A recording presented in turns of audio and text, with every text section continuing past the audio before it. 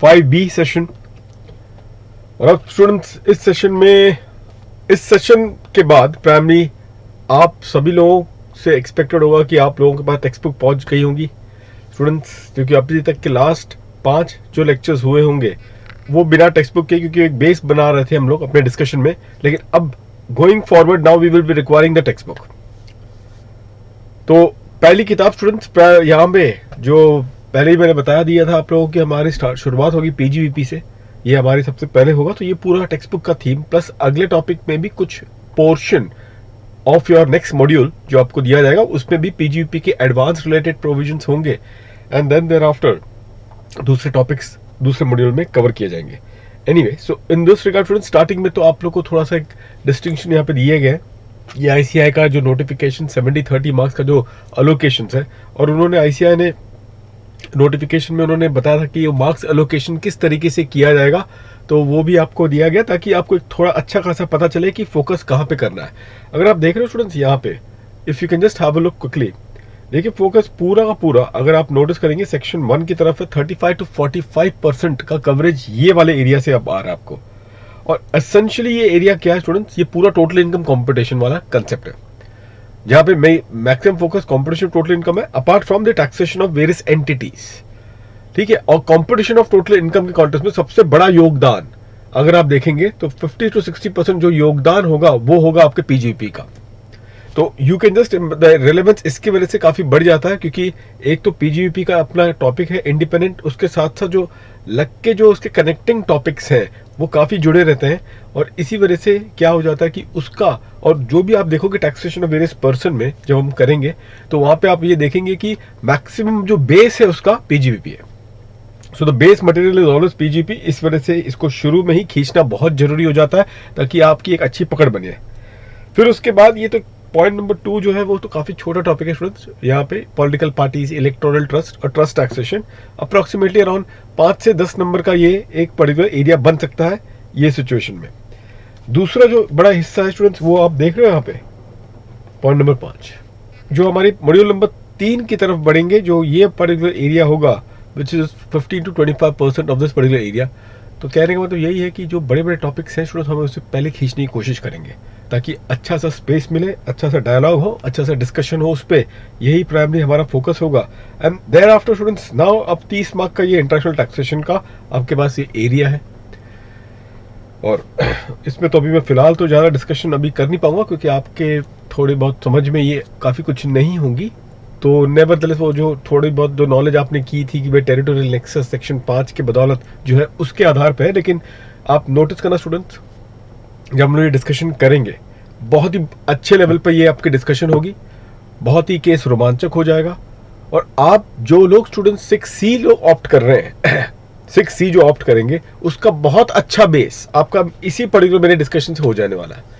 तो कोई लोग अगर सेल्फ स्टडी भी अगर करना चाहे तो कोई दिक्कत नहीं है प्राइमरी। और अगर कोई लोग अब मेरी कोई कोचिंग भी अगर कोई लेना चाहे इंटरनेशनल टैक्सेशन में तो उसको सिर्फ एक आधा टॉपिक ही शायद करना पड़ सकता है। तो वो तो हम लोग बाद में चलो डिस्कस कर लेंगे कि आप किस तरीके से उसकी अप्रोच करेंगे, क्योंकि बाकी आपका यहीं पर बेस बहुत ही मजबूत होने वाला है। सो दैट इज 30 मार्क्स का स्टेक है। इसमें तो कोई असमंजसता की स्थिति तो है नहीं कि आएगा या नहीं आएगा, आना ही है। So therefore we have to do it very comprehensively.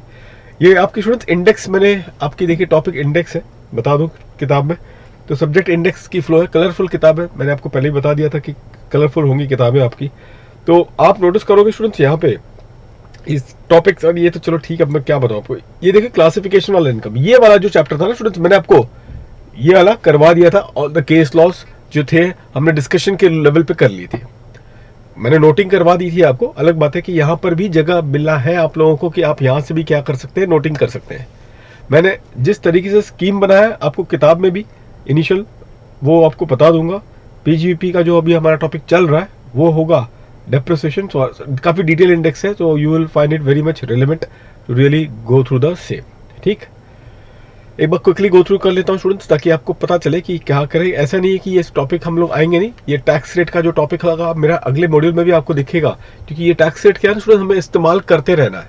ये एक बार वाली टॉपिक तो है नहीं कि किया और छोड़ दिया, isn't it? ये तो हमें जैसे जैसे हमारे प्रैक्टिकल प्रॉब्लम्स बनते रहेंगे उस समय पे हमें झांकना पड़ेगा about that particular tax rate की पोजीशनिंग क्या है। लेकिन हाँ, इनिशियल बेस आपकी मैंने बना दी है टैक्स रेट को लेके, जो कि क्या था आपका special tax rate and the general tax rate. Special tax rate आप अप्लाई करोगे इन respect of a specific income जो कि इंक्लूडेड है in the total income of a particular person. Specific income which is included in the total income of a particular person. तो वो specific income पे क्या होगा, आपको स्पेशल रेट ऑफ टैक्स लग जाएगा।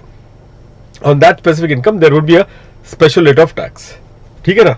तो उसके अलावा जो बैलेंस टोटल इनकम बनता है, मैंने क्या बताया आपको, रेट लगेगा as per the annual finance act. जो रेट लगेगा स्टूडेंट्स क्या बताया गया था आप लोग को, as per the annual finance act. आपकी फाइनेंस एक्ट बता दो जल्दी से, कौन सा है फाइनेंस एक्ट आपका, बताओ जल्दी। फाइनेंस एक्ट है, बिल्कुल सही कहा स्टूडेंट्स आप लोगों ने, फाइनेंस एक्ट 2020 आपके लिए एप्लीकेबल फाइनेंस एक्ट होगा। उसमें जो भी बैलेंस जो टैक्स रेट आपको मिलेगा एप्लीकेबल टू द पर्सन वो आपको लगवा देना है, isn't it? तो आपको स्टार्टिंग में मैंने तो एफए का रेट दिया, जो फाइनेंस एक्ट के जो रेट्स है वो है नॉर्मल जो रेट्स है उस हिसाब से आपको दिया गया। तो ये आपके पास रेट्स है स्टूडेंट्स, ये आपको आइडिया है। फिर आप देख लो, ये मैंने कंपैरिजन भी बताया था कि ठीक है अब आपको ऑप्शनल स्कीम मिला गया है, एक ऑल्टरनेट टैक्स रेजिम की शुरुआत हो गई है और ये alternate tax regime with effect from finance act 2020 सारे पर्सन के लिए एप्लीकेबल हो चुका है। बधाई हो स्टूडेंट्स आप लोगों को। पहले तो अप टिल FA19 वो सिर्फ और सिर्फ अप्लाई किया जाता था for a limited category of person जो कि था आपका कंपनी। लेकिन going forward with effect from FA20 this particular alternate tax regime जो होगा वो अप्लाई किया जाएगा, उसकी ऑप्शन उपलब्ध होगी किसके लिए, for all the category of person. तो देख रहे हो आप लोग, देख रहे हो कि नहीं, बहुत इसमें मजेदार और रोमांचक आपको दांव पेच के साथ आपको इसकी प्रैक्टिस करवाई जाएगी। उसके लिए आप थोड़ा वेट करें। आपके सामने स्टूडेंट ये पर्टिकुलर बहुत एक इंपॉर्टेंट टॉपिक डिस्कशन का एक बहुत बड़ा रूप लेगा। ये प्रोविजन है उसके, तो क्या है ना, रिवीजन जब जब करना रहे प्राइमरी आपके लिए बहुत अच्छा होगा। किताब इस तरीके से बनाई गई कि बीच बीच में कुछ अल्टीमेटली बोर हो जाते हो काफ़ी दिन तक, तो क्या करना है प्राइमरी, बस आपके लिए मैंने मटेरियल्स है आपके पास रखा होगा, बस आप उसको एक बार गो थ्रू करते रहना। तो ये जो हम लोग हमारी बहुत बड़ी एनालिसिस होगी, अभी मैं फिलहाल इसको टच करने वाला नहीं हूँ। सरचार्ज के बारे में स्टूडेंट्स आपको पता है नहीं पता है तो कैलकुलेशन ऑफ टैक्स लायबिलिटी में देख लेंगे। लेकिन एक चीज़ बताना चाहूँगा आपको, देखने वाली बात होती है स्टूडेंट्स, सरचार्ज देखो 37% तक पहुंच चुका है। आपने जैसे कि मैंने पहले भी बताया था, अभी भी रिपीट कर रहा हूं, जब से होश संभाला है आपने तब से आप देख रहे हो, क्या देख रहे हो कि टैक्स रेट जो है वो 30% का ही है। जो टैक्स रेट है वो 30% का ही है, यही आपने देखा है ना। आईपीसीसी में जब थे तब भी तक 30%, अब भी देख रहे हो अल्टीमेटली 30%। तो भाई कहां से पैसा गवर्नमेंट प्राइमरी इकट्ठा कर रहा है, बजट कैसे इंक्रीज हो रही है गवर्नमेंट की। तो एक जो जरिया गवर्नमेंट के पास है, वो आपके सामने देख रहे हो आप लोग, सरचार्ज का। क्या सरचार्ज आपने आईपीसीसी में किया था और क्या से क्या हो गया है प्राइमरी, 10% का प्राइमरी एक जमाना हुआ करता था, अब देखो ये 37% तक पहुंच गया है। तो इट इज रियली बोलते हैं एक सुपर रिच टैक्स, एक कह सकते हैं हम लोग, एक अलग से सुपर रिच टैक्स ही बोल सकते हैं। तो ये सिचुएशन बनेगा। कुछ पॉइंट्स होंगे स्टूडेंट्स, इस पे भी काफी कुछ हम लोग डिस्कस करेंगे। कैपिटल गेन्स के टॉपिक में जब हम लोग आएंगे उसके कॉन्टेक्स्ट में, प्लस और भी बहुत सारे एडवांस इंटरप्रिटेशन कुछ मैं आपसे करूंगा उस समय पे, तभी मैं आपको बताऊंगा, अभी नहीं। बाकी तो यही रेट ऑफ सरचार्ज के मैंने कुछ इलस्ट्रेशन दिए, ये सारे स्टूडेंट्स ये कब होगा ना, ये सब इलस्ट्रेशन यहाँ पे दिए, आप जब फाइनल रिवीजन करोगे ना तब ये सब चीजें आपको बहुत काम आएंगी। अभी फिलहाल के लिए हम इसको एक्सक्यूज करते हैं। 87 स्टूडेंट्स आपका रिबेट है, रिबेट की कैलकुलेशन भी देखेंगे। आपकी किताब में मैंने 2-3 क्वेश्चंस आपके रिबेट की कैलकुलेशन को लेके आपको मिलने वाला है। तो आपको पता चलेगा कि अभी स्टूडेंट्स कि अगर आपकी टोटल इनकम 5 लाख तक की है, कितनी है टोटल इनकम, अगर आपकी 5 लाख तक की है तो आपको 100% ऑफ योर इनकम टैक्स और ₹12,500 विचएवर इज लेस, उतना तक का अमाउंट का रिबेट मिलता होगा। ये तो आपने आर्टिकल चिप में भी सीख ही लिया होगा प्राइमरी, इतना तो आपने किया ही होगा। बिल्कुल। कोऑपरेटिव सोसाइटी का फिर टैक्स रेट क्या है, उसका अल्टरनेट टैक्स स्कीम उनके लिए क्या डाला गया है, ये भी प्राइमरी ये चर्चा का विषय बनेगा। फर्म के कॉन्टेक्स्ट में डोमेस्टिक कंपनी, ये सब चीजों के लिए क्या है, और ये देख रहे हो ये है डोमेस्टिक कंपनी का 3 सेक्शन आपको स्टूडेंट्स यहाँ पे दिया गया है, BAB, BAA एंड BA। इनके ऑल्टरनेट टैक्स स्कीम आपको इन 3 सेक्शन के जरिए दी जा रही है स्टूडेंट्स।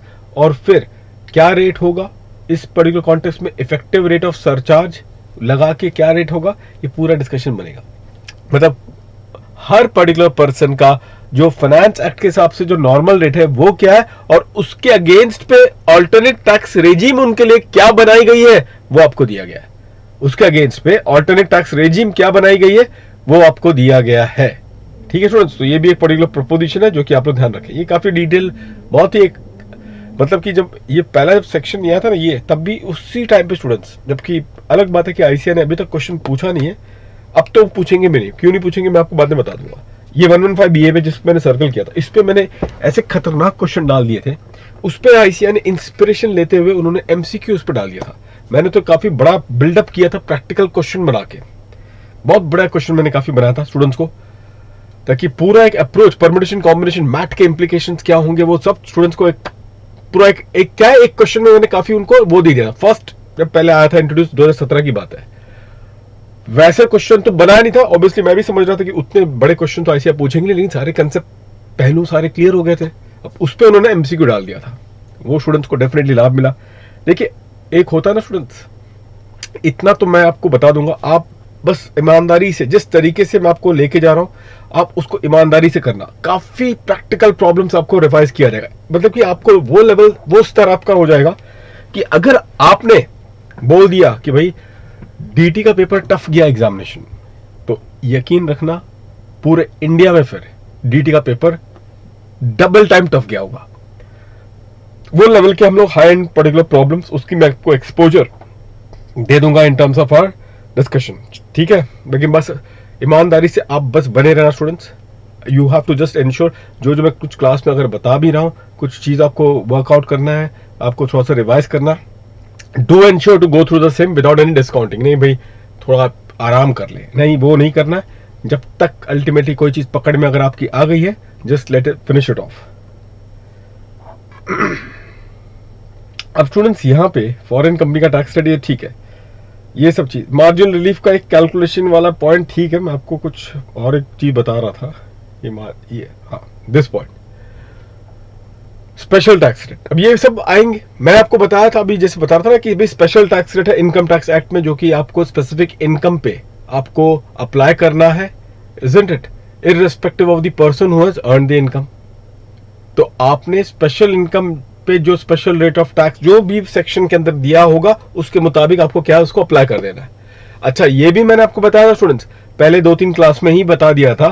क्या बताया गया था कि ऑल्टरनेट टैक्स स्कीम जो हम लोग करेंगे, उसमें भी जब भी total income alternate tax scheme के हिसाब से कंप्यूट किया जाएगा, जब भी total income alternate tax scheme के हिसाब से कंप्यूट किया जाएगा, तो उस समय पे स्टूडेंट्स बताओ मैंने क्या कहा था कि वहां पे जो भी टैक्स रेट, जो भी वहां पर भी जो भी अगर कोई उस टोटल इनकम पे जो आपने कंप्यूट किया है as per the alternate tax scheme, जो टोटल इनकम में अगर कोई स्पेशल इनकम अगर पड़ा होगा, तो उस स्पेशल इनकम पे स्पेशल रेट ऑफ टैक्स, उस स्पेशल इनकम पे special rate of tax, and then on the balance total income जो आपने कंप्यूट किया होगा as per the alternate tax regime, उस बैलेंस टोटल इनकम पे द टैक्स रेट जो आपको उस ऑल्टरनेट टैक्स रेजिम में बताया गया है। ये चीज भी हमने डिस्कस की थी, बस ध्यान में रखना ये सारे points.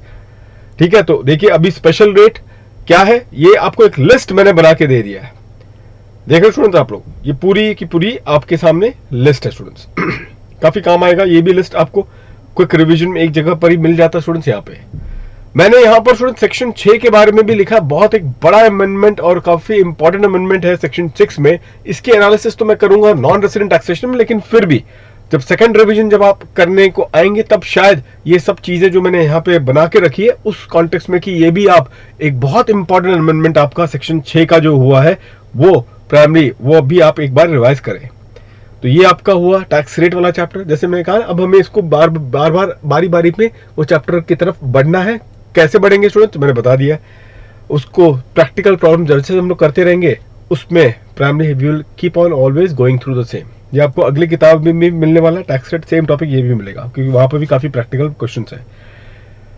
Coverage of the chapter, ये है प्रिंसिपल ऑफ इंटरप्रिटेशन। स्टूडेंट्स ये एक ऐसा टॉपिक होगा ना, ये टॉपिक में रह के हम लोग कभी नहीं करेंगे। क्यों? ये बाय द वे मॉड्यूल में भी है वैसे तो, लेकिन कभी भी ये टॉपिक को आपने टॉपिक में रह के नहीं करना है। ये आप करेंगे जब जब आपको कोई एक इंटरप्रिटेशन वाले इश्यूज आएंगे तो उसको किस तरीके से इसको इंटरप्रिटेट किया जाएगा, तब ये जो प्रिंसिपल्स जो दिए गए हैं यहाँ पे स्टूडेंट्स, उस चीज को हम लोग क्या करेंगे, we will try to understand the principle. So यहाँ तो चलो ठीक है, टॉपिक के नाम पे यहाँ पे कंसोलिडेटेड आपको चीजें मिल जाती हैं, लेकिन इसको तरीका क्या है सीखने का तरीका है कि जब भी मुद्दा आपके सामने आए तो उस मुद्दे के टाइम पे आपने क्या करना है, वो प्रिंसिपल सीखना है। फॉर एग्जाम्पल अभी आपको मैंने बताया था, आप लोगों ने सीख भी लिया ये बात को लेके, that is in respect of the special provision will always prevail over the general provision. ये भी आपने सीखा, जनरली या स्पेशली बस नॉन डेरोगेंट, तो special provision will always prevail over the general provision. Definition जो है उसको कैसे आप पढ़ते हो, जैसे कि inclusive definition, exhaustive definition, income का डेफिनेशन जैसे इंक्लूड लिखा जाता है उस तरीके से, तो ये भी इसके ऊपर मेरे हिसाब से लिख के चलो स्टूडेंट्स। अब लोग कैसे क्वेश्चन आएंगे सर इसमें, एमसीक्यू, ये एमसीक्यू जैसा ही क्वेश्चन बनेगा। इसके अलावा ये कोई इसका क्वेश्चन तो मुझे कोई स्कोप दिख नहीं रहा है इसके कॉन्टेक्स्ट में, लेकिन हाँ ये टॉपिक के जो प्रिंसिपल्स हैं ये जैसे जैसे हम लोग प्राइमरी डिस्कस करते रहेंगे, we will be primary going through it. Like last lecture में भी 5A में भी जब हम लोग कर रहे थे स्टूडेंट्स, तो कुछ चार्जिंग प्रोविजन आया था। मैंने आपको तो बताया था कि कंपटीशन क्या हो जाता है कि जब कंपटीशन जब तक नहीं होता है जिससे इनकम इमर्ज नहीं होगा, तो कंपटीशन मशीनरी से जब भी वो इनकम इमर्ज जब तक नहीं हो जाता तब तक आपकी चार्जेबिलिटी क्रिस्टलाइज नहीं हो सकती। एक इंटीग्रेटेड कोड है, ये चीज मैंने आपको बताया था, isn't it? तो वही चीज प्राइमरी देखो आप, लैंग्वेज भी आपको लगभग वही मिलता रहेगा। We will look into that, definition में क्या है, किस तरीके से डेफिनेशन को पढ़ा जाता है, ऑल दीज थिंग्स। तो स्टूडेंट्स ये वाला पर्टिकुलर टॉपिक होगा, तो टैक्स रेट एंड क्लास। अब इसके अलावा बाद में क्लासिफिकेशन है। अब आप देख लो सर ये इतने जगह छोड़ के रखे हैं, बिल्कुल सही कहा स्टूडेंट्स आपने। ये मैंने आप लोग को नोट बनाने के लिए दे दिया है। अभी चलो ठीक है, पहले दो टॉपिक्स में तो कुछ वैसे नोट्स आप बनाओगे नहीं, जरूरत नहीं है, लेकिन हाँ इस्तेमाल कर सकते हो स्टूडेंट्स इस पर्टिकुलर पेज को। क्या हो सकता है कि कभी कभी कुछ टॉपिक्स में आपका क्या होगा, शायद अगर नोट्स जो आप बना रहे हो कंप्लीट हो चुका है, तो आप क्या करें, आप यहाँ पे जो आपके जो दूसरे सेगमेंट बचे हुए हैं आप वहां पे आके नोट्स बना सकते हैं। कुछ स्टूडेंट्स क्या करते हैं पता है, मैं आपको बता रहा हूँ लास्ट पेज में, जैसे कुछ स्टूडेंट्स का मुझे अभी भी पता है व्हाट दे शुड डू। अगर बाई चांस अगर कुछ कंप्लीट हो जाते थे, मैं आपको अभी से बता रहा हूँ क्योंकि देखो बहुत सिस्टमैटिकली आपको बनाना, एक बार करेंगे बहुत अच्छे से करेंगे और फिर प्राइमरी आपका क्विक रिविजन करके आपको बस इसको कंसोलिडेट करना है। जैसे कि वो क्या करते थे, फुल स्केप में बना लेते थे, कुछ राइटिंग्स वो फुल स्केप में बना देते थे बाय चांस, और फिर जिस पेज में होता था ना स्टूडेंट्स वहां पे वो स्टेपल कर देते थे। ये भी एक टेक्निक है स्टूडेंट्स की, इनोवेटिव है। तो मैंने कुछ स्टूडेंट जब बता रहे थे टेक्स्ट बुक अपने, तो इसमें भी मैंने देखा, तो देखो बहुत अच्छा अप्रोच आपको भी रखना है बहुत अच्छे तरीके से, ताकि क्या हो जाए सब चीजें, मैं आपको बस बता रहा हूँ कि भाई पास्ट में कुछ ऐसे स्टूडेंट्स ने किए थे, तो वो उसके हिसाब से मैं आपको गाइड कर रहा हूँ। अब ये देखो क्लासिफिकेशन वाली टॉपिक स्टूडेंट्स, ये वाला पर्टिकुलर टॉपिक मैंने आपको करवा दिया है, लेकिन मैंने आपको लिखवाया। अब चाहो तो जो लिखा हुआ मटेरियल है उसको यहाँ पर स्टेपल करो, या तो उसको वहीं पर रहने दो, क्योंकि ये भी वैसे क्लासिफिकेशन का अल्टीमेटली आपने प्रिंसिपल सीख लिया है, ठीक है ना। उस तरीके से आपने पूरे की पूरी क्लासिफिकेशन के प्रिंसिपल सीख लिए, isn't it? मैंने आपको लिखवा दिया है, that is one thing which has been there. तो ये आपकी हो गई क्लासिफिकेशन, सारे केस लॉज जो इस टॉपिक के लिए बने हुए थे वो केस लॉज मैंने आपको बना दिए ठीक है। और अदरवाइज मैंने कुछ आपको बताया था, जैसे कि ये Tamil Nadu tourism development corporation Chennai वाला तो लिखवा दिया था मैंने, हेनकल स्पिक राज दादरकर एसोसिएट्स, ये सब चीजें तो आपको लिखवाई गई थी। तो इस कॉन्टेक्स्ट में students Suresh Chandra Goyal MP high court, वो जो ह्यूज प्लॉट ऑफ लैंड उसको बेचना था, बेचारा बेच नहीं पा रहा था, सो देयरफॉर उसको क्या करना पड़ा, छोटे प्लॉट कर करके फिर उसने क्या किया है, पूरा डिस्पोज ऑफ किया। तो what he sold essentially was what, the land in plots और प्लॉट ऑफ लैंड। क्या बेचा उसने, लैंड इन प्लॉट्स और प्लॉट ऑफ लैंड। क्या बेचा, लैंड इन प्लॉट्स, उसने लैंड ही बेचा है बट इन प्लॉट्स, क्योंकि कोई सिस्टमैटिक एक्टिविटी उसकी तरफ से नहीं पाई गई थी। प्राइमरी ये चीज आपको मैंने बताया था, कोई भी सिस्टमैटिक एक्टिविटी उसकी तरफ से नहीं पाई गई थी, ये चीज आपने सीखा था उस पर्टिकुलर कॉन्टेक्स्ट में। डिटेल नोट्स है स्टूडेंट्स, यहाँ पे आप लोग ध्यान रखेंगे, तो ये सारे चीज को आप इस्तेमाल करें, ठीक है ना। इस पर्टिकुलर केस में अभी तो चलो ठीक है, इस टॉपिक का वैसे तो कोई इस्तेमाल हुआ नहीं है क्योंकि ये चीज है, लेकिन आप इसको इस्तेमाल कर सकते हो फॉर अदर पर्टिकुलर, जैसे कि मैंने बताया अदर टॉपिक्स के बाई चांस कुछ अगर स्पिल ओवर हो जाते हैं, आपको कुछ ज्यादा लिखना है, तो आप इन पर्टिकुलर पेजेस को इस्तेमाल करिएगा। ये वाला टॉपिक चल रहा था स्टूडेंट्स हमारा profit and gains from business and profession, जो कि ये वाला पर्टिकुलर टॉपिक है। और हमने अभी फिलहाल, मैंने आपको पहले भी बताया था, अभी भी रिपीट कर रहा हूँ स्टूडेंट्स, अगर मैं इस हेड के अंदर हूं और प्राइमरी, हम लोग क्या अज्यूम करेंगे, हमारे क्लासिफिकेशन सही तरीके से कर दी गई है। क्लासिफिकेशन के मैंने प्रिंसिपल्स आपको बता दिए थे। क्या थे क्लासिफिकेशन? कि जब टोटल इनकम, जब हम क्वालिफाइंग इनकम को कंप्यूट करेंगे in the manner laid down under the act, तो सबसे पहला स्टेप ऑफ कंपटीशन होगा क्लासिफिकेशन। क्लासिफिकेशन हमें करने के लिए पहले तो देखना है स्पेसिफिक चार्ज, और अगर कोई अमाउंट स्पेसिफिकली चार्ज नहीं है तो फिर आपको बैलेंस क्वालिफाइंग इनकम के कॉन्टेक्स्ट में general charging section of each and every heads of income, उसके मुताबिक क्या कर लेना है, क्लासिफाई कर देना है। उसके मुताबिक आपको क्लासिफाई कर देना है। General charging section of each and every heads, उनके मुताबिक आपको उसको क्लासिफिकेशन कर देना है। ठीक है, अब आपको जनरल चार्जिंग सेक्शन मैंने बता दिया था, इंटरप्ले भी बता दिया था। तो हम लोग जो डिस्कस कर रहे थे स्टूडेंट्स, वो क्या कर रहे थे, of PGBP general charging section. तो 28(1) की बात हो रही थी यहाँ पे, जो मैंने आपके साथ डिस्कस भी किया है। एक पॉइंट ही, छोटा पॉइंट अभी डिस्कस किया है, और वो क्या था, the term business, isn't it. Business के बारे में कुछ हमने डिस्कशन भी की थी students, that is what we have discussed, that profit and gains from business and profession carried on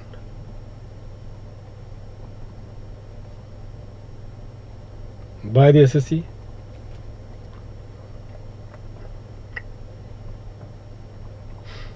at any time during the previous year। ये मैंने आपको लिखवा दिया था। अब सुन, इसको मैंने बिजनेस और प्रोफेशन को पहला बताया था, मैंने बता दिया था कि ये हेड दोनों के लिए है, बिजनेस के लिए भी एज वेल एज प्रोफेशन के लिए भी। बिजनेस का मतलब क्या, वो हमने देख लिया था सुरेश चंद्र गोयल के केस लॉ में, वहां पे आपको डेफिनेशन के साथ 213 का बता दिया था। जहां तक प्रोफेशन की बात थी, वहां पे बहुत ही बोला गया था कि इट इंक्लूड्स वोकेशन, बोलना जरूरी था, नहीं तो वो वाले जो natural skill, talent, God gift, वो उनके जो वो पर्टिकुलर जो एक एस्पेक्ट है, जो ट्रेट है, उसको एक्सप्लॉइट करके अगर मैं पैसा कमा रहा हूं, तो वो इनकम को आप आईएफओएस की तरफ ना ले जाए, इस वजह से उन्होंने डिफाइन कर दिया है कि भाई प्रोफेशन के अंदर इंक्लूड होगा क्या, वोकेशन। तो इसका मतलब उसकी कंपटीशन भी इसी हेड में की जाएगी। भले ही हेड दोनों का सेम है, लेकिन कुछ जगह पे मैंने आपको यह भी बताया था कि प्रोविजंस आपको डिफरेंट मिलेंगे, बिजनेस का भी एज वेल एज प्रोफेशन का भी कुछ जगह पे आपको डिफरेंट मिलेंगे, तो थोड़ा सा केयरफुल रहना है। और भी मैंने ये भी बताया कि जहां तक बिजनेस की बात है, जिसके अंदर है trade, commerce and manufacture and any adventure in the nature of trade, commerce and manufacture, तो ध्यान रखना बिजनेस में भी आपको कुछ प्रोविजंस होंगे जो कि सिर्फ और सिर्फ a particular category of business के लिए ही एप्लीकेबल होगा, दूसरे कैटेगरी ऑफ बिजनेस के लिए वो प्रोविजन एप्लीकेबल नहीं होगा। अभी डेप्रिसिएशन में ही आ जाएंगे तो वहीं पर आपका ये सब सिलसिला चालू हो जाएगा। इसी किताब में ही आपको डेप्रिसिएशन भी मिलने वाला है, वहीं पर आपको खुद पता चल जाएगा कि एग्जैक्टली गेम क्या है, वहीं से स्टार्ट हो जाएगा। और ये चीज मैं आपको बताता रहूंगा कि भाई ध्यान रखना, this is only in respect of that particular provision, it is not to be applied और extended for any other particular provision. अब स्टूडेंट, जो ये है profit and gains, I think this is what primary our discussion would be now. Discussion student start करते हैं, let's start then. तो point यहां पर आ रहा है स्टूडेंट, प्रॉफिट एंड गेन्स जो चार्ज जो है स्टूडेंट, इस पे अब पॉइंट नंबर 2 होगा, वो मैं आपको लिखवा रहा हूं इस कॉन्टेक्स्ट में। पॉइंट नंबर 2, अब आप बोलोगे सर ये कहां पे लिखे हम लोग इस कॉन्टेक्स्ट में, तो आप लोग स्टूडेंट्स ये वो पीजीबीपी का देखिएगा, यहां पर जो पहला पेज वहां पे देखोगे 28(1) में आ जाइए, वहां पे जो 28(1) का पेज नंबर होगा वहां पर आप लोग आ जाओ। और अगर चाहिए तो मैं ब्लू में यहाँ पे लिख देता हूँ, जनरल चार्जिंगबिलिटी का ये मैं यहाँ पे लिखवा देता हूँ, जो इश्यूज आएंगे वो वहां पे लिख देते हैं। तो आप ये ब्लू वाले जो है ना, आपके पास बचा हुआ क्लासिफिकेशन का थोड़ा एरिया है, तो आप लिख देना discussion of general chargeability in this, starting से लिख लो, जहां पर ये ब्लू वाला होगा आप वहां से लिख लेना पेज नंबर वहां का, और पूरा वो जनरल चार्जिबिलिटी की मैं डिस्कशन आपको यहाँ पे कंप्लीट करवा देता हूँ एग्जॉस्टिवली। फिर जैसे जैसे पॉइंट्स आते रहेंगे 28(1) के बाद, तो मैं आपको वहां पे देखता करवाता रहूंगा। Let's start then students. तो यहां पे point number 2 profit and gains,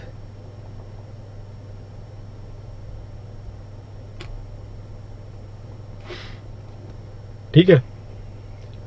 तो जो चार्जेबिलिटी है, जैसे मैंने बताया ना स्टूडेंट, जब जनरल चार्ज में आपको ऐसे ही पर्टिकुलर टर्म्स मिलेंगे, तो इसी वजह से यहां पर भी जो चार्जेबिलिटी हो रही है, किसकी हो रही है? प्रॉफिट एंड गेन्स की। मैंने ये भी बताया था कि गेन्स वर्सेस प्रॉफिट में डिफरेंस क्या है, पार्ट ए वाले लेक्चर में आपने ये सीख लिया है, ठीक है। अच्छा, अब मैं आपको स्टूडेंट कुछ चीजें बताना चाहूंगा जो कि आपसे ये चीज मैं डिस्कस करता हूं। Let's start with this particular part. मान के चलो स्टूडेंट्स कि एक प्रॉफिट एंड लॉस अकाउंट है, तो there is a profit and loss account, ठीक है। और यहां पर सेल्स आता है फॉर एग्जांपल, फिर ये ओपनिंग स्टॉक होगा, परचेजेस, क्लोजिंग स्टॉक, ठीक। ये ट्रेडिंग आइटम कुछ आपको बताया जा रहा है। फिर आपको कुछ ऐसा आ रहा है यहां पे, to loss of stock by fire,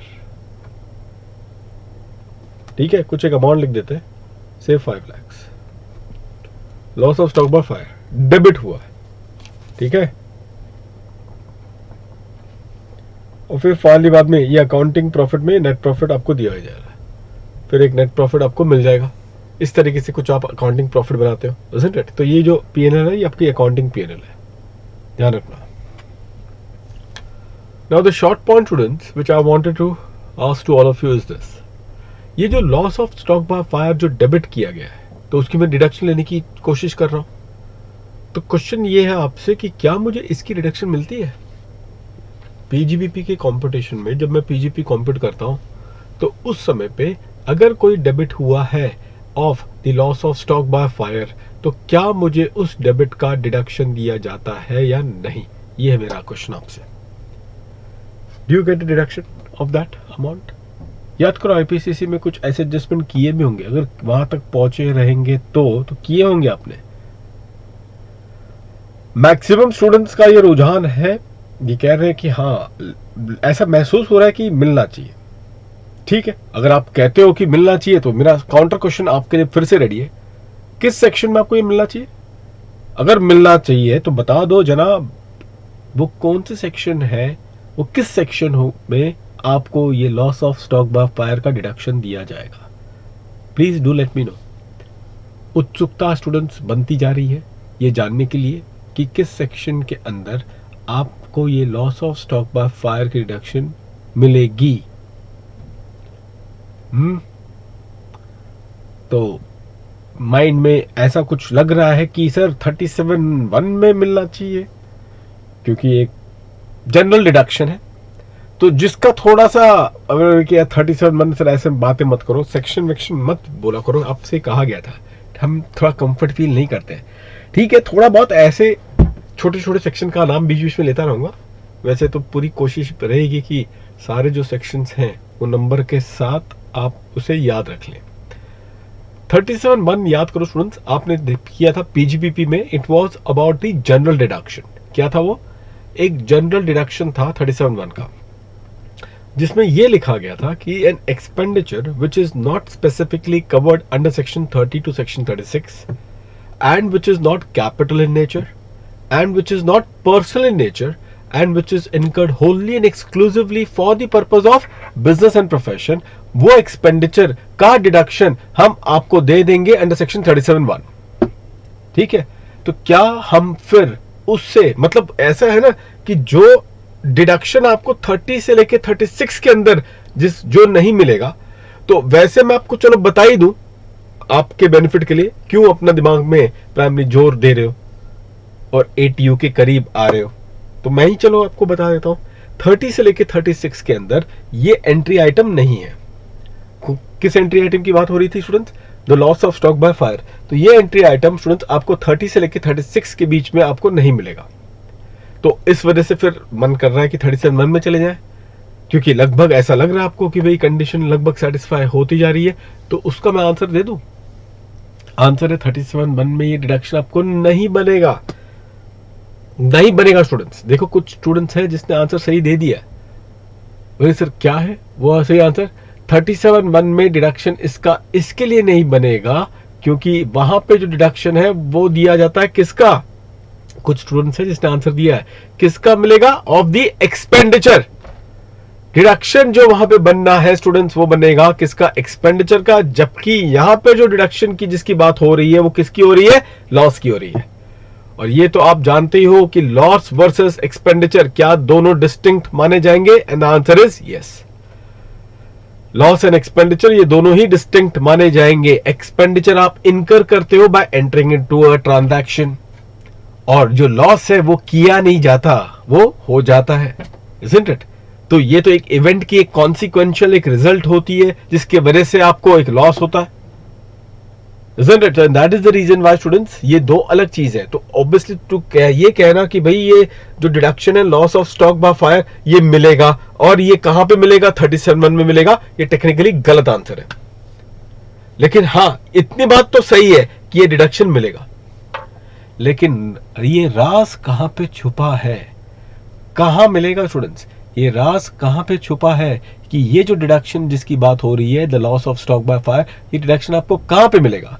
तो ये राज जानने के लिए स्टूडेंट्स चलिए थोड़ा सा हमें आगे आना पड़ेगा, और प्राइमरी मैं आपको एक सेक्शन बताता हूं, और वह है section 145 of the income tax law.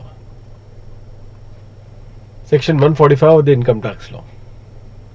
अब स्टूडेंट्स यहां पे मैं आपको नोट्स तो है ही, वैसे नोट्स तो भी आपको ब्रीफली लिखवा ही दूंगा यहाँ पे। तो इस कॉन्टेक्स्ट में 145 क्या कहता है? ये कहता है कि दो हेड्स के कॉन्टेक्स्ट में, वो जो दो हेड्स कौन से हैं? एक है पीजीबीपी और दूसरा है आपका IFOS. So in respect of two heads of income, one is PGBP and another is IFOS, आपको इनकम वहां पे कंप्यूट करना पड़ेगा as per the method of accounting regularly followed by the SSC. As per the method of accounting which is regularly followed by the SSC, उसके मुताबिक आपको income compute करना होगा इन दोनों हेड में। बताएं वो किस हेड की बात हो रही है? PGBP and IFOS. तो कहने का मतलब ये है कि अकाउंटिंग प्रिंसिपल, अकाउंटिंग कन्वेंशन के आधार पे आपने अपनी इनकम कंप्यूट करनी है। किस दो हेड की बात हो रही है? PGBP and IFOS. And that is how you are going to compute the income as far as these two heads of income are concerned. तो आपने वहां पे इनकम कंप्यूट कर देना, applying these particular conventions and the principles, applying these conventions and the principles। कर लिया compute आपने income under these two particular heads of income, ठीक है? अब आप नोटिस करना, इसका मतलब ये है कि आप बोलोगे इसका मतलब कि अकाउंटिंग इनकम ही क्या पीजीबीपी होती है? नहीं, ये बोलना कि अकाउंटिंग इनकम ही मतलब पीजीबीपी है, ये गलत है। लेकिन 145 आपको क्या बता रहा है कि इस दो हेड के लिए, किस दो हेड की बात हो रही है? PGBP as well as IFOS. PGBP as well as IFOS, इन दोनों हेड के लिए जो बेस इनकम स्टूडेंट्स जो आपका बनेगा वो बनेगा क्या? The accounting income. Accounting income मतलब कि an income which is determined as per the commercial accounting principles, accounting conventions, accounting standards, उसके आधार पे आपने तैयार करना है अपनी income, income under these two particular heads, जो कि माना जाएगा एज द बेस आइटम। और उसी बेस आइटम पे फिर आपको क्या करना है? उसी बेस आइटम पे फिर आपने क्या आगे करना है? आपने आगे एडजस्टमेंट देनी है, जो स्पेसिफिक एडजस्टमेंट है इस हेड के, वही एडजस्टमेंट आप क्या करोगे? दिलवाओगे, और उस एडजस्टमेंट देने के बाद आपको मिल जाएगा आपका मंजिल पीजीबीपी। पीजीबीपी स्टूडेंट्स इस तरीके से आपको ये मिल जाएगा। आप याद करो आईपीसीसी में आपने किया क्या था? याद आ रहा है? आप ये आईपीसी में जब आप लोग कंप्यूट कर रहे थे, क्या कंप्यूट कर रहे थे? पीजीबीपी। तो किया क्या था वहां पे? Add depreciation as per the books, less depreciation under section 32, यही किया था ना? मतलब किया क्या आपने? सिर्फ एडजस्टमेंट ही आप किए जा रहे थे और कुछ नहीं था। So what you all were engaging yourself to do in your IPCC was only the adjustments, जो कि आपको दिया गया है। कहां पे? Under the head PGBP. And that exactly was the point. अब आप नोटिस करो स्टूडेंट्स, इसको कंपेयर करना है आपने किससे? With the other to heads of income. और ये other to heads of income जिसकी मैं बात कर रहा हूं वो है आपका ये house property and capital gain. Salary तो मैं कंसिडर नहीं कर रहा हूं, क्यों? क्योंकि आप तो जानते ही हो। मैं सर अब मत बताओ ये चीज तो आपको आइडिया ही है स्टूडेंट्स कि सैलरी के कॉन्टेक्स्ट में लगभग है ही नहीं, ये तो डिडक्शन ही नहीं है। वो सिचुएशन पे सैलरी आके खड़ा है तो देयरफॉर एक आधा जो डिडक्शन जो मैंने आपको बता दिया था इनिशियल लेक्चर्स में, तो इस वजह से उसको तो आप हटा ही दो। अब आप सिर्फ दो हेड की बात करो, और वो दो हेड्स आपका क्या होगा स्टूडेंट्स, एक है आपका हाउस प्रॉपर्टी और दूसरा है आपका कैपिटल गेन्स। अब हाउस प्रॉपर्टी के हेड में याद करना स्टूडेंट्स, जो आपने किया था फॉर्मेट थे आपको कंपटीशन के right from the first value, और वो था आपका जीएवी। वो भी कैसे कंप्यूट करना बताया गया था आपको, ऐसा था ना, वो याद आ रहा है, एक्सपेक्टेड रेंट कैलकुलेट करें और उसे कंपेयर करें विद द एक्चुअल रेंट, और फिर higher of the two will become the GAV, फिर उससे उसको आप डिडक्ट करोगे with the municipal tax paid, और फिर आपको मिल जाएगा एनएवी। एनएवी को आप फिर बाद में स्टैंडर्ड डिडक्शन 30% का रिड्यूस करके finally interest on the loan borrowed for the purpose of construction and purchase of the house property, वो रिड्यूस करके फाइनली आपको आ जाएगा आपका एनुअल वैल्यू जो कि चार्ज हो रहा है under the head house property. उसी तरीके से जो आपने सीजी के हेड में आपने कार्रवाई की थी वो क्या थी स्टूडेंट्स, कैपिटल गेन्स की competition. So the competition that you all have undertaken under the head capital gains, वहां पर भी आपने देखा था स्टूडेंट्स एक तरीके से एक फुल फ्लेजेड कंपटीशन की प्रक्रिया आपने की थी, starting with full value of consideration. वहां पर भी एफवीसी क्या बनेगा वो भी आपको बहुत सारे सेक्शंस में बताया गया था कि उसमें एफवीसी ये होगा लेस, उसके बाद एक्सपेंडिचर ऑन ट्रांसफर, उसके बाद नेट सेल्स कंसिडरेशन, फिर उसके बाद आपका कॉस्ट ऑफ एक्विजिशन, फिर कॉस्ट ऑफ इंप्रूवमेंट, और अगर ये एसेट अगर लॉन्ग टर्म इन नेचर का होगा तो फिर उस पे आप क्या करेंगे, इंडेक्सेशन दिलवाएंगे। पूरा एक डिटेल्ड कोड बना हुआ था आपके लिए so as to compute the income under the head capital gains. एक डिटेल कोड था, जैसे कि आपको हाउस प्रॉपर्टी में मिल रहा है उसी तरीके से है। क्यों, right from the starting value से लेके एंडिंग वैल्यू तक सारे चीज एक्सप्लिसिट या सारे चीज को स्पेसिफिक तरीके से बयां किया गया था, क्योंकि इन दोनों हेड के लिए आपको कोई बेस अमाउंट का मैंडेट उपलब्ध नहीं था। आपको कोई भी बेस अमाउंट का मैंडेट उपलब्ध नहीं था, unlike in the case of PGBP and IFOS, जिसको 145 एक तरीके से कवच देता है किसका, accounting conventions, accounting practice, accounting principles के बेसिस पे आपने क्या करना है, अपना इनकम को तैयार करना है, और उस इनकम पे फिर आपने स्टैट्यूटरी एडजस्टमेंट जो इन दोनों हेड में बयां किए गए हैं उसका इफेक्ट दे के फाइनली आपको अपनी मंजिल तक पहुंचना है। वो क्या है आपका, the profit and gains.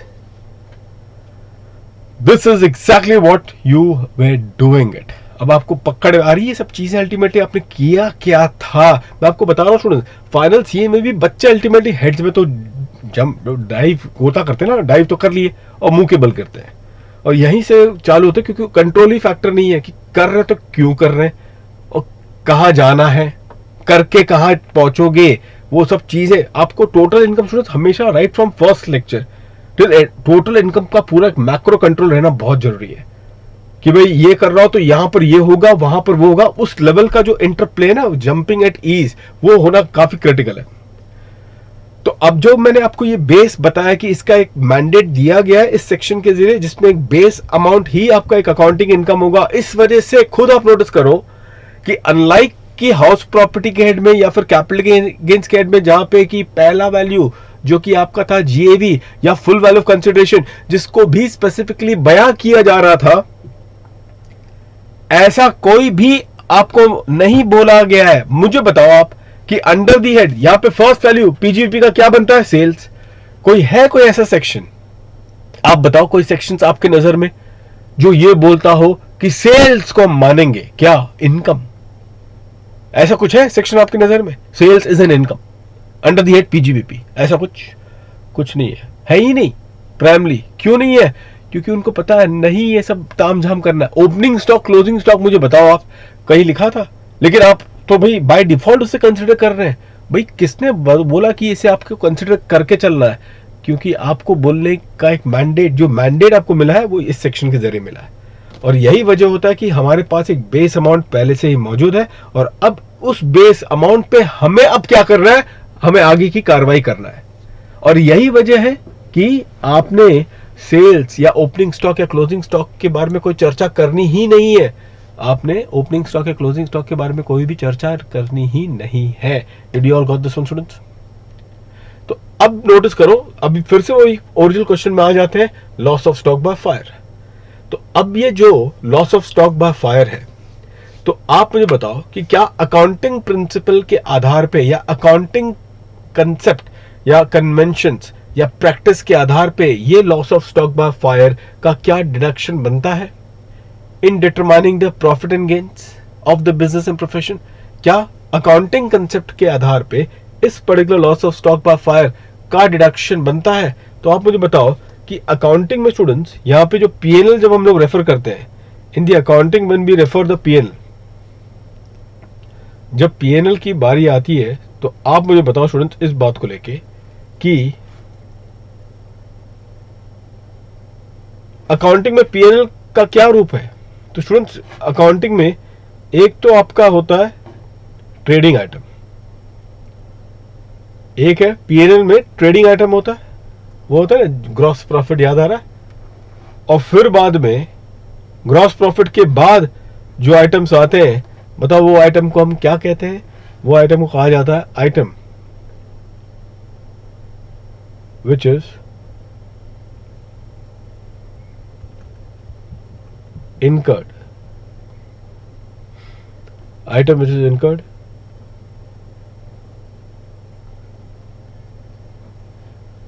in the normal course of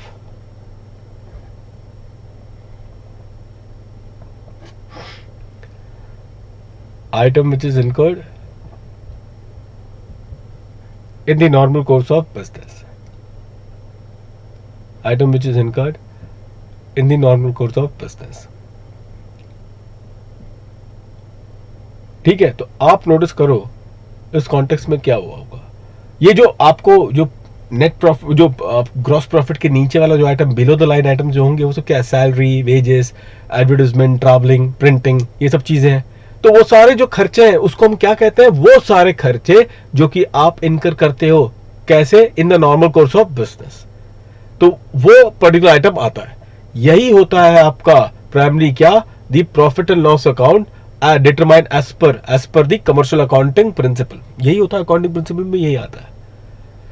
तो अब जहां तक स्टूडेंट्स अगर आप बात करोगे the loss of stock by fire, तो बताएं स्टूडेंट्स कि क्या ये एक अपने आप में एक ट्रेडिंग आइटम का नुकसान है? बिल्कुल है।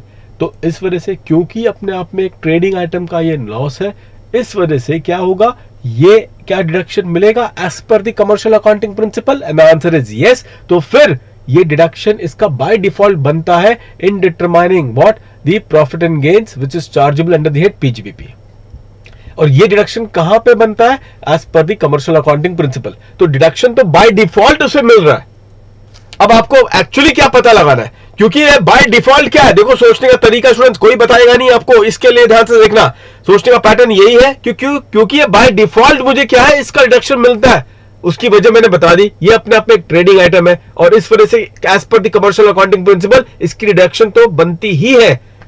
तो आपका जो बेस आइटम है उसमें डिडक्शन ये इसका बनना स्वाभाविक है। और इस वजह से अब ये जो बेस आइटम है, आपको क्या करना है? अब आपको देखना है कि जो आपको पीजीबीपी के हेड में कोई स्पेसिफिक प्रोविजन के जरिए, ध्यान से सुनना, क्या पीजीबीपी के हेड के अंदर कोई स्पेसिफिक प्रोविजन के जरिए क्या इसको डिसअलाउ किया गया है? Is there any particular section जहां पे इसको बोला गया नहीं इसे डिसअलाउ करो? आप कोई है सेक्शन? पता लगाओ। अगर आपको आजमाना भी रहेगा तो आजमा लो अपने आप को। डिसअलाउंस का कोई याद करो, टूटा फूटा भी अगर याद आता हो कि ऐसा कोई सेक्शन हो जो कि loss of stock by fire को डिसअलाउ करने की पहल कर रहा हो कोई सेक्शन के अंदर, ऐसा कोई सेक्शन है ही नहीं। और अगर नहीं है तो इसका मतलब यह है कि इसकी डिडक्शन प्राइमरी क्या है? बनती ही रहेगी। The deduction will be allowed as per the commercial accounting principle and the fact that there is no specific provision which disallow such particular allowance, इस वजह से क्या which disallows such particular loss, तो इस वजह से इसकी डिडक्शन बनेगी for the purpose of determining the profit and gains which is chargeable under section 28(1). Did you all got this one? मैं आपको और एक पर्टिकुलर देता हूं एग्जांपल। याद करो स्टूडेंट्स, आपने आईपीसीसी में और अपने बीकॉम फाइनल ईयर में एक बहुत पॉपुलर एडजस्टमेंट किया था। अलग बात था कि भाई तभी आप होश में थे नहीं, अभी होश में आने का टाइम आ चुका है, तो बता रहा हूं आपको। याद करें students, opening stock and closing stock under value या ओवर वैल्यू हुआ है, ऐसा कुछ आपको बताया जाता था। याद आ रहा है? हाँ, याद आ गए। सॉरी, वो पुराने दिन, कागज की कश्ती, बारिश का पानी, isn't it? तो उस कॉन्टेक्स्ट में ये ओपनिंग स्टॉक और ये जो क्लोजिंग स्टॉक की अगर अंडर वैल्यूएशन या ओवर वैल्यूएशन अगर हुई होगी तो आप क्या करते थे स्टूडेंट्स? उस कॉन्टेक्स्ट में आप फिर उसको एडजस्ट करवाते थे। अब जो आपने उसको एडजस्ट किया है तो क्वेश्चन मेरा आपसे यही है, भाई आपको किस सेक्शन ने इजाजत दिया इस टाइप के एडजस्टमेंट करने के लिए? किस सेक्शन ने आपको इजाजत दिया? कोई है ऐसा स्पेसिफिक सेक्शन? मुझे पीजीपीपी में बताओ, कोई ऐसा सेक्शन हो, स्पेसिफिक सेक्शन जो आपको ये इजाजत देता हो कि हाँ जाइए जनाब, उसकी एडजस्टमेंट आप कर आइए। है कोई सेक्शन जो आपके जहन में हो प्राइमरी, जिसमें आपको ये रहे कि हाँ भाई इसका एडजस्टमेंट करना बनता है? And the answer is no, कोई सेक्शन है ही नहीं। और इस वजह से स्टूडेंट्स क्या हुआ था प्राइमरी, लेकिन फिर भी आप आगे बढ़ गए, आपने एडजस्टमेंट की, अंडर वैल्यूएशन या ओवर वैल्यूएशन जो हुआ है आपने उसको उसके डेबिट और क्रेडिट के हिसाब से उसकी इफेक्ट दिलवाई। हमारे ये पहले किताब में भी एडजस्टमेंट आने वाला ही है आपके, मैं आपको तो अभी बता दूंगा, लेकिन अभी मैं आपका यहाँ पे रीजन खींचने को देख रहा हूँ। वो कितना फाइनल अमाउंट ऐड और लेस होगा वो तो कैलकुलेशन वाली बात है, पहले तो इसकी रीजंस पकड़ ले, क्यों कर रहे हो भाई ये, और पीजीबीपी में इसकी इफेक्ट क्यों दे रहे हो आप, कितना देना है वो दूसरी बात की है, क्यों दे रहे हो सबसे प्राइमरी बात होती है। तो मैंडेट कहां पर है? मैंडेट आपको मिला है कहां पे? यही आपका सेक्शन 145 बाय डिफॉल्ट आपको मैंडेट दे रहा है। क्यों? क्योंकि आपकी जो प्रॉफिट जो है जो आपने डिटरमाइन की है that is not as per the commercial accounting principle, वो जो प्रॉफिट है that is not as per the commercial accounting principle, और इसी वजह से उस पर्टिकुलर प्रॉफिट को कमर्शियल अकाउंटिंग प्रिंसिपल का प्रॉफिट बनाने के लिए आपने वो क्या किया, उसको एडजस्टमेंट दिया है, और वो एडजस्टमेंट करने के बाद फिर ये प्रॉफिट अपने आप को कह सकता है कि हाँ अब मैं रेडी हूं, अब मुझे कहा जा सकता है क्या, as a profit which is determined as per the commercial accounting principle. अब कोई भी स्पेसिफिक एडजस्टमेंट जो होंगे इस हेड के अंदर आइए और वो एडजस्टमेंट करके हम डिटरमाइन करेंगे फाइनली क्या, the profit and gains which is chargeable under section 28(1), the profit and gains which is chargeable under section 28(1). तो ये पर्टिकुलर स्टूडेंट्स टेक्निक है जो कि आप लोग को ध्यान रखना है कि क्यों कर रहे हैं एडजस्टमेंट।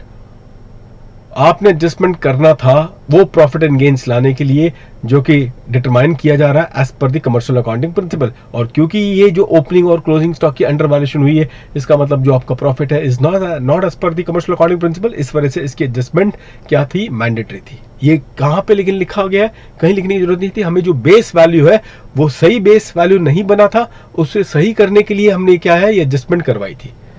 और फिर उसके बाद हम क्या करेंगे, जो स्पेसिफिक जो स्टैट्यूटरी एडजस्टमेंट है इस हेड के अंदर उसका इफेक्ट दिलवा के finally profit and gains determine कर लेंगे।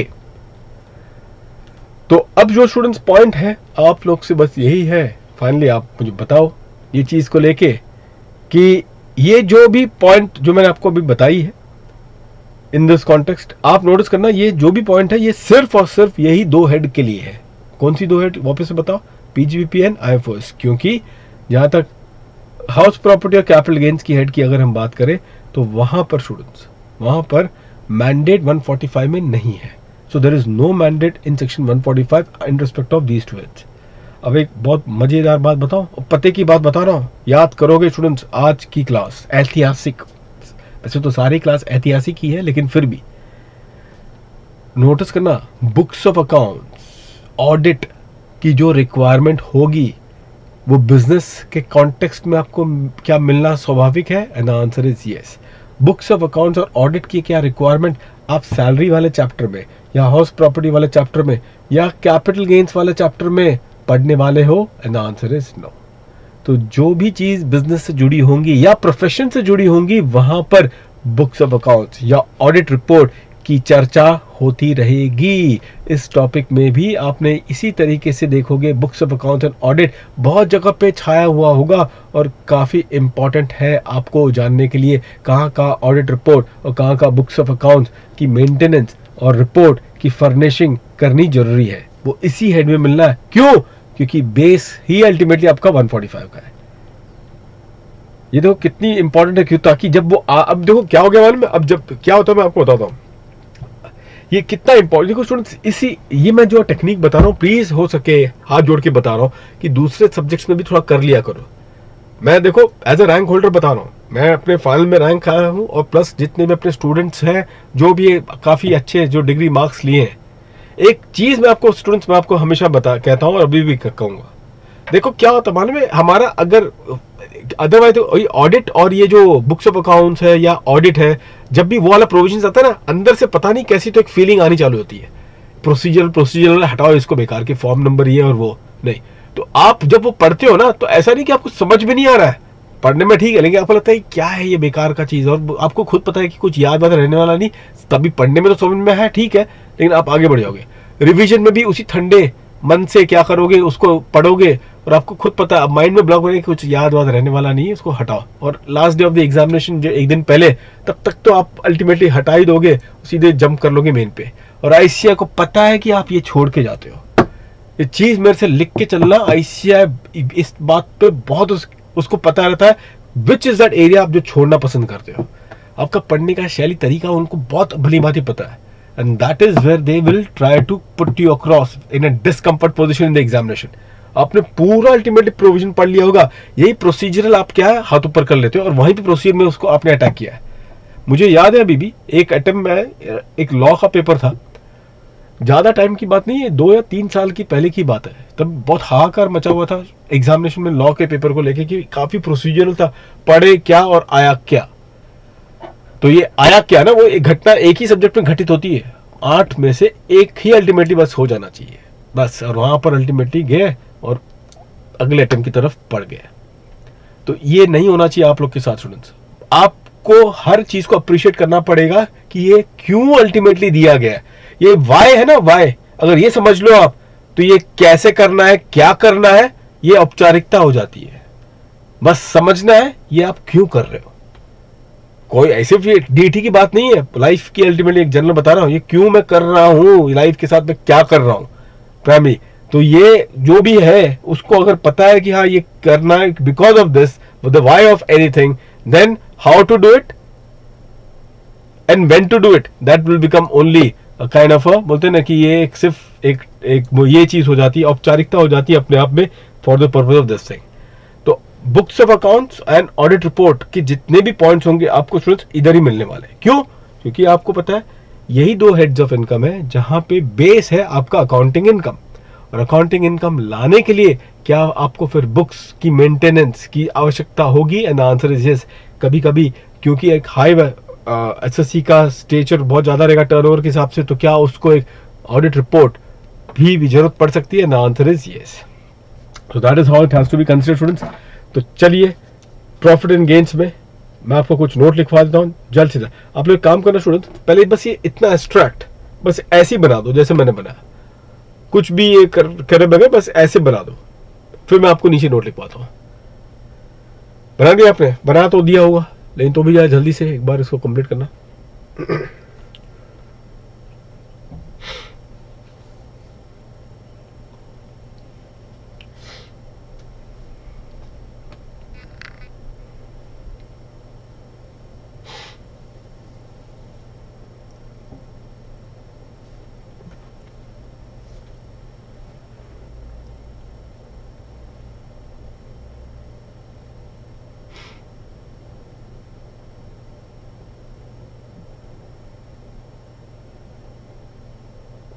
ट्रेडिंग आइटम, उसके नीचे लिखा item which is incurred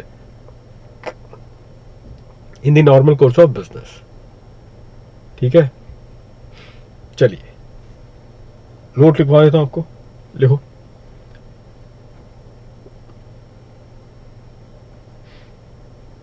the charge is on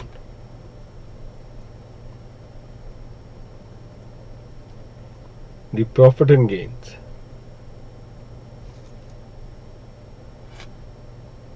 from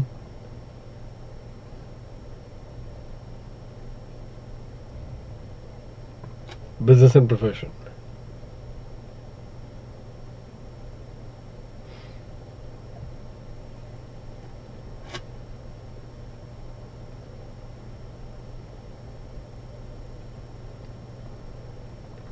Subject to the other provisions under the Act, subject to the other provisions under the Act comma, the charge is on the real profit. The charge is on the real profit. Real.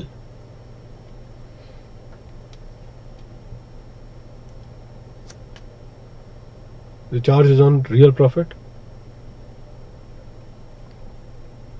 Determine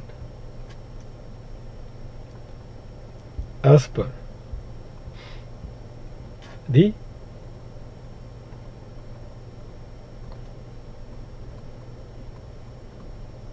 commercial accounting principle. Determine as per the commercial accounting principle. CAP लिख रहा हूँ. Determine as per the commercial accounting principle. Bracket में एक चीज लिख दो. Also, in respect of the head IFRS, the chargeability is as per the cap. The chargeability is as per the cap, subject to the other provision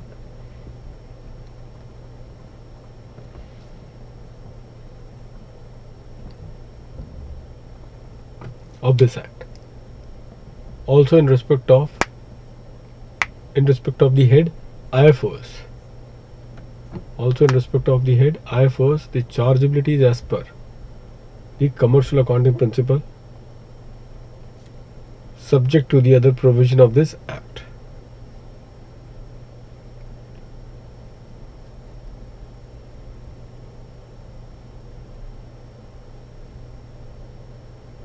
ठीक है.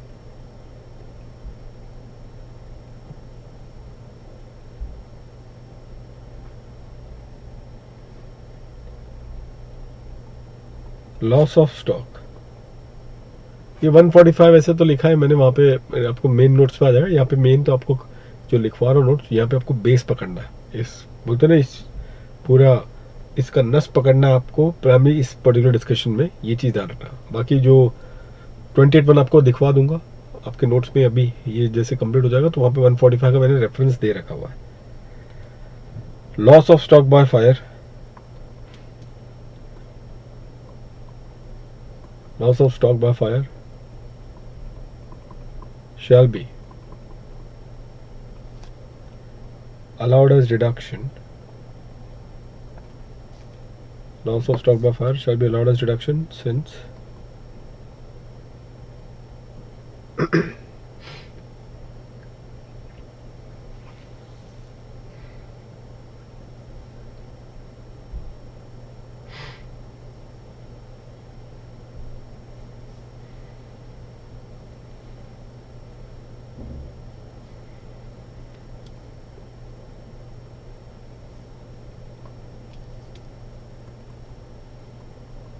the said loss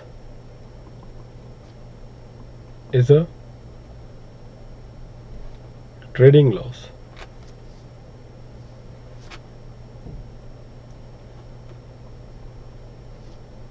and therefore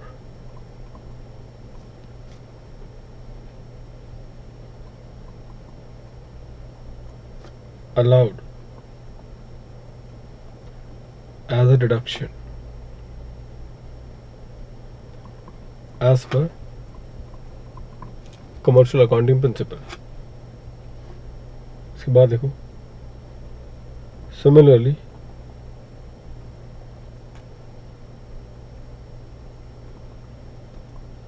the adjustment in respect of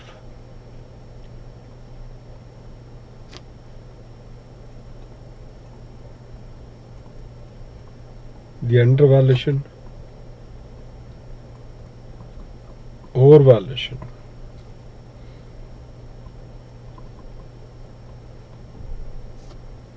of the opening and closing stock is carried out to determine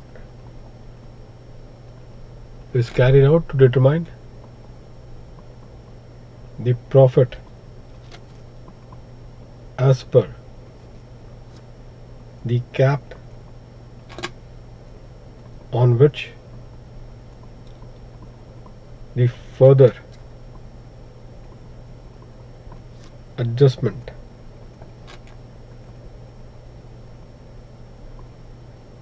is required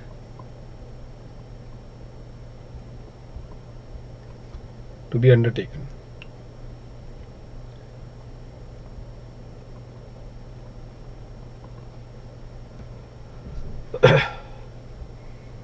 Similarly, the adjustment in respect of the undervaluation or overvaluation of the opening stock and the closing stock is carried out to determine the profit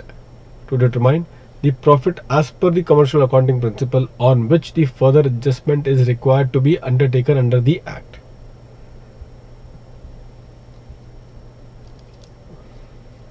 Under the act अगली बार आप लिख सकते हो student 2-3 word बस. To finally determine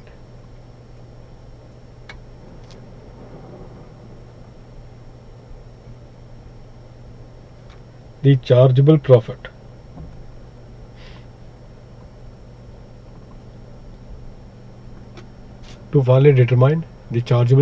under section 28(1). To finally determine the chargeable profit under section 28(1).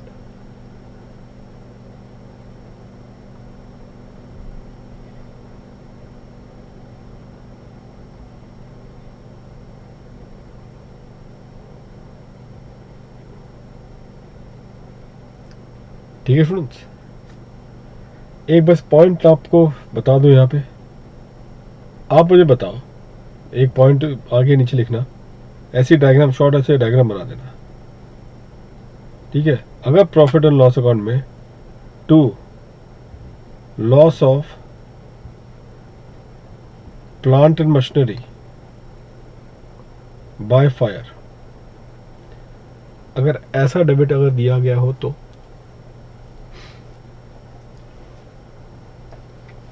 बताओ. अगर ये debit है तो आप मुझे बताओ क्या करते हो आप लोग. याद करें अल्टीमेटली आप लोगों ने क्या किया था, इसका इफेक्ट दिया था ना आपने. क्या किया था आप लोगों ने, जल्दी से जल्दी बताओ. याद करो आप लोगों ने अपने आइटम में. इसको तो आपने बोला, सब लोग बता रहे हैं, सारे स्टूडेंट्स बिना किसी कंफ्यूजन के बोल रहे थे कि सर ये कैपिटल लॉस है, इसे आप प्लीज डिसअलाउ करें. सारे स्टूडेंट्स का यही मानना है ये कैपिटल लॉस है, इसे आप प्लीज क्या करें, डिसअलाउ करें. तो मैं आपसे कहता हूं कि आप कैसे बोल सकते हो कि ये कैपिटल लॉस है. वो क्या पैरामीटर है जिसके बेसिस पे आप ये से कह सकते हो कि ये कैपिटल लॉस है. कोई तो पैरामीटर होना चाहिए जिसके आधार पे आप ये कह सको कि ये क्या होगा, कैपिटल लॉस होगा. तो जरा बताएं वो पैरामीटर क्या है जिसके आधार पे ये कहा जा सके कि ये कैपिटल लॉस है. तो वो पैरामीटर है स्टूडेंट, ध्यान से सुनना इसको. That parameter is that this loss, ये जो लॉस है primary, this particular loss is a loss if a particular loss is neither a trading loss. ध्यान से सुनना, वो लॉस को हम कब कैपिटल लॉस कहेंगे, वो लॉस जो कि नाइदर अपने आप में एक ट्रेडिंग लॉस है, ना ही एक लॉस जो आपने इनकर किया है in the normal course of business. So neither the loss is a trading loss nor the loss is incurred in the normal course of business. अगर ये दोनों ही कॉन्टेक्स्ट में ये फॉल नहीं होता है तो ऑटोमेटिकली क्या बन जाएगा, कैपिटल लॉस. और अगर ये कैपिटल लॉस है तो as per the commercial accounting principal क्या इसकी इजाजत बनती है कि इसकी डिडक्शन बन जाए, and the answer is no. अभी भी मैं कह रहा हूं सारे स्टूडेंट्स पूरा डीटी खत्म होने के बाद भी कहेंगे कि ये 37(1) में क्या होगा, डिसअलाउ होगा. 37(1) में अभी भी कह रहा हूं, हाँ ये लिखा है that it should not be capital in nature. लिखा हुआ है it should not be capital in nature. But what should not be capital in nature? The expenditure. The expenditure should not be capital in nature. जबकि हमारी बात किसकी हो रही है? एक्सपेंडिचर की नहीं हो रही है, किसकी हो रही है? लॉस की हो रही है. तो इस वजह से ये जो लॉस है, ये लॉस को आपको डिसअलाउ करना पड़ेगा because on account of the commercial accounting principal. हाँ, एक बार कमर्शियल अकाउंटिंग प्रिंसिपल से ये डिसअलाउ हो जाए, स्टूडेंट्स ध्यान से देखना, अगर ये कमर्शियल अकाउंटिंग प्रिंसिपल से डिसअलाउ होता है, हाँ होता है, तो आपने ऐड बैक करना है. अब आपको यह पता लगाना है कि कोई ऐसा स्पेसिफिक प्रोविजन है under the head PGBP, specific provision जो कहे क्या कि इसकी रिडक्शन हम आपको दे देंगे. उतना हम दिलदारी रखते हैं कि हम आपको ये रिडक्शन दिलवा देंगे. कोई है ऐसा स्पेसिफिक प्रोविजन जो इतना दिलेरी दिखाए और कहे कि लीजिए ये कैपिटल लॉस की रिडक्शन हमसे आप ले लीजिए? कोई है सेक्शन आपकी नजर में, आईपीसीसी में पढ़ा हो आपने, कुछ याद आ रहा है? नहीं याद आ रहा और आएगा भी नहीं, क्योंकि ऐसा कोई सेक्शन है ही नहीं. लेकिन हाँ, दिन में सर हमने कभी पढ़ा था, तो क्या पढ़ा था वो आप ही जानते हो, लेकिन ऐसा कोई प्रोविजन नहीं है. So no deduction students, there no specific section. क्योंकि अगर स्पेसिफिक सेक्शन इजाजत दे दे तो नामुमकिन को भी मुमकिन किया जा सकता है. isn't it? जाखो राखे साइया मार सके ना कोई, वही बात होती है स्टूडेंट्स. जैसे कि अगर एक सेक्शन 35 एडी वाला प्रोविजन अगर आ जाए, याद करो 35 एडी वाला सेक्शन क्या किया था 35 एडी ने? नामुमकिन को मुमकिन बना दिया. एक कैपिटल एक्सपेंडिचर है, याद करो आईपीसीसी में 35 एडी क्या था? वो एक कैपेक्स है. कैपिटल एक्सपेंडिचर का स्पेसिफिक तरीके से डिडक्शन दिलवाई जा रही थी आपको. So you got a deduction in respect of a specific provision. तो अगर आपको डिडक्शन दिया गया है इन respect of a specific provision, तो और वो किसका डिडक्शन, जबकि किसका डिडक्शन आपको मिल रहा है? कैपिटल एक्सपेंडिचर का. So the deduction that you are getting was in respect of a capital expenditure. और यही वजह है students, the fact that the deduction was in respect of a capital expenditure, therefore we will say and conclude. क्या हम लोग conclude करेंगे कि ये as per commercial accounting principal में तो जगह नहीं थी, क्योंकि ना तो ये कोई एक ट्रेडिंग एक्सपेंडिचर है, ना ही कोई एक ऐसा एक्सपेंडिचर इसको कहा जा सकता है which is incurred in the normal course of business. लेकिन तब भी क्योंकि एक स्पेसिफिक प्रोविजन है जो कि इसकी इजाजत देता है, तो मैंने कहा था ना कि स्पेसिफिक प्रोविजन अगर है तो नामुमकिन भी मुमकिन उसे की जा सकती है. और यही काम स्पेसिफिक प्रोविजन का होता है students. And that exactly is the point. Did you all got this one? Fine student. तो बस अब आप इस पे एक लिखे, ये आपका अगला ही नोट है. तो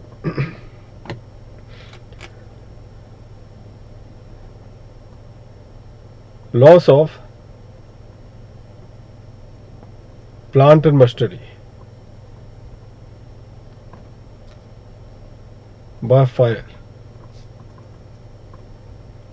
is neither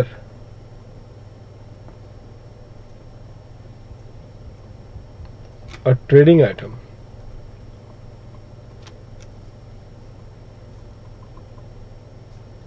nor an item incurred in the normal course of business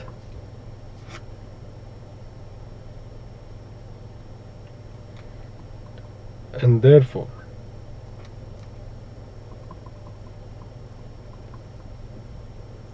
it shall be disallowed. It shall be disallowed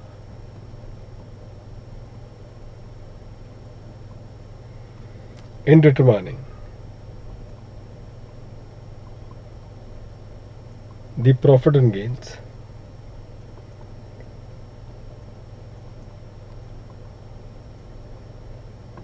as per the commercial accounting principle. As per the commercial accounting principle. तो अभी specific provision में जाने के पहले हम क्या पता लगा रहे students? The base amount. Base amount हम सही कर लें. बेस अमाउंट क्या है आपका? द इनकम और the profit which is determined as per the commercial accounting principle. वही आपके बेस अमाउंट पे आपको फर्दर एडजस्टमेंट देना है of the specific provision under the act. Of the specific provision under the act, उसका आपको क्या करना है, आपको एडजस्टमेंट देना है। Did you all got this one? तो ये बेस अमाउंट हमें लाना है और फिर एड लेस, जो कि आपको पता है आप यही करते थे पीजीपी ग्रेड में इन योर आईपीसीसी। लेकिन किस पे करते थे, ये बहुत बड़ी बात थी जिसको आपने नजरअंदाज कर दिया। और मजे की बात है स्टूडेंट, फाइनल में भी सब नजरअंदाज करके 28 में जितना टाइम हम लोग दे रहे हैं स्टूडेंट्स, आपको मैं बता रहा हूं, यहीं पे आप लोग क्या करते हो, यहां पे फिसल जाते हैं स्टूडेंट्स लोग। क्या करते हैं, ऐसे ही पढ़ लेते हैं, हाँ ठीक है, profit and gains from business profession carried on by, ऐसे थोड़ा बहुत पढ़ लिया, आगे बढ़ गए। यहां पे बेस वीक हो गया, अब आगे बढ़ते हैं, कहां पहुंच गए, स्पेसिफिक प्रोविजन में। जबकि अधिकतर गेम तो बेस प्रोविजन पर ही है, क्योंकि बाद में तो क्या है, सिर्फ स्पेसिफिक एड लेस यही करना है, वो सारे स्पेसिफिक प्रोविजन के जरिए। Did you got this one? अब स्टूडेंट्स अगले लेक्चर में, लेक्चर नंबर 6 में जब हम लोग आएंगे, तो तब तक तो स्टूडेंट्स, अब ये यूट्यूब में 5 लेक्चर मैंने डाल दिए हैं, अभी आपका सब एनक्रिप्टेड मोड में आ जाएगा। तो आप लोग की लेक्चर्स को आप एनक्रिप्ट करके आप लोग को जीमेल के जरिए जो भी होगा प्रोसीजर आपको बता दिया जाएगा। तो एनक्रिप्टेड लेक्चर्स अब आपको मिल जाएंगे स्टूडेंट्स। ध्यान रखना, अगर बाई चांस मॉड्यूल नहीं है तो प्लीज मांग लेना पहले, अभी तक पहुंचा अगर नहीं होगा, वैसे तो पहुंच गया होगा, पहुंचना चाहिए अब तक। मॉड्यूल का फर्स्ट या तो चैप्टर मंगा लेना, फर्स्ट टॉपिक प्राइमरी, जो टीम नंबर अभी भी दे रहा हूं व्हाट्सएप करके, आप लोग मंगा लें।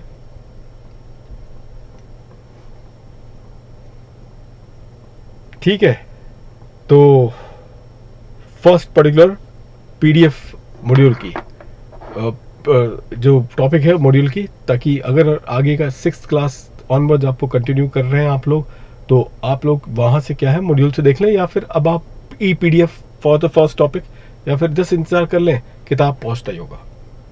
ठीक है, चलिए स्टूडेंट्स, मिलते हैं फिर अगली क्लास में। रिवाइज करके रखना 6th लेक्चर के कॉन्टेक्स्ट में। सी यू देन।